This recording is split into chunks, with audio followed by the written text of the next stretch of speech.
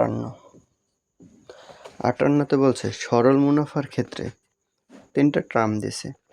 এ সমান বলছে P plus I, মানে 1 নম্বরে দিছে এ সমান পি প্লাস আই। এটা কি সত্য? হ্যাঁ, এটা সত্য। আমরা জানি মুনাফা আসল সমান আসল যোগ মুনাফা, সত্য এটা। তারপরে আছে পি সমান আছে আই এন আর, এটা মিথ্যা।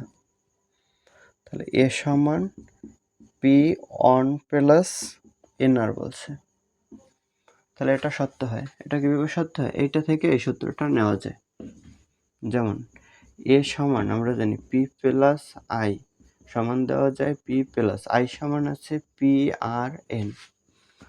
তাহলে পি কমন নিলে থাকে এই জায়গায় অন প্লাস পি কমন গেলে থাকে আর এন অথবা এন আর, একই কথা, এন আর লিখলাম। তাহলে এই সূত্রটা থেকে এই সূত্রটা পাওয়া যায়। তাহলে এইটা সত্য। তার মানে 1 আর 3 সত্য। 1 আর 3 সত্য হলে হয় খ নাম্বার। এটা অ্যান্সার। 59 বলছে মুনাফা আসল ও লাভ ক্ষতির নিয়ম। মুনাফা সমান মুনাফা আসল থেকে আসল বিয়োগ করলে তাহলে মুনাফা পাওয়া যাবে, তাহলে 1 নম্বর সত্য। 2 নম্বরে বলছে মুনাফা সমান মূলধন ইন্টু সময়। তাহলে মুনাফা সমান মানে আই সমান বলছে মূলধন মানে পি ইন্টু সময় এন। তাহলে আর তো আছে, আরটা বাদ দিলে আর হবে না, তাহলে এই কারণে 2 নম্বর সত্য নয়। তারপর বলছে লাভ ও ক্ষতি ক্রয় মূল্যের উপর হিসাব করা হয়, এটাও সত্য। তাহলে 1 আর 3 সত্য। 1 আর 3 আছে খ নম্বরে। এটা 60 নম্বর। 60 বলছে পি টাকা 10 বছরে মুনাফা আসলে 3 গুণ হলে মুনাফা আসল সমান 3 পি। তাহলে পি টাকা 10 বছরে মুনাফা আসলে 3 গুণ, তাহলে আসল মানে পি টাকা। তারপর বলছে সময় 10 বছর মুনাফা আসল, এটা হবে 3 গুণ, তাহলে পির সাথে 3 পি হয়। আর এক জায়গায় 1 নম্বরে বলছে মুনাফা আসল সমান 3 পি হবে, এটা সত্য। তাহলে তারপর 2 বলছে কি মুনাফা 2 পি হবে। তাহলে আসল যদি পি হয়, মুনাফা আসল 2 পি, তাহলে আই সমান হয় কি এ মাইনাস পি। তাহলে এ মানে 3 পি থেকে একটা পি বাদ গেলে থাকে 2টা পি, তাহলে এটাও সত্য। তাহলে মুনাফা 2 পি। তারপর বলছে বার্ষিক মুনাফার হার 10%। তাহলে বার্ষিক মুনাফার হারটা দেওয়া নেই, তাহলে আর এর মানটা বের করি। I by P N into হবে, ওটা পরে দিই। আই এর মান আছে 2 পি, পি এর মান পি, এন এর মান আছে 10, মুনাফা পার্সেন্টেজ আর এর মান মুনাফার হারের জন্য 100%। তাহলে পি বাদ দেওয়া যায় 10 দিয়া একটা শূন্য বাদ দেওয়া যায়, তাহলে 20%।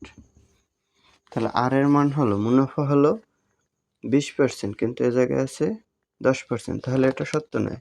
তাহলে 1 আর 2 সত্য। তাহলে 1 আর 2 হচ্ছে ক নাম্বার, তাহলে এটা সত্য। 63 নাম্বার। 63তে বলছে উদ্দীপক আছে একটা। তাহলে কোনো আসল 5 বছরে মুনাফা আসলে 15,000 টাকা হয়, মুনাফা আসলের 4-এর 1 অংশ। তাহলে মুনাফা হয় আসলের 4-এর 1 অংশ, জায়গায় দেওয়া আছে মুনাফা আসল 15,000 টাকা। তাহলে আসল কত বের করতে বলছে।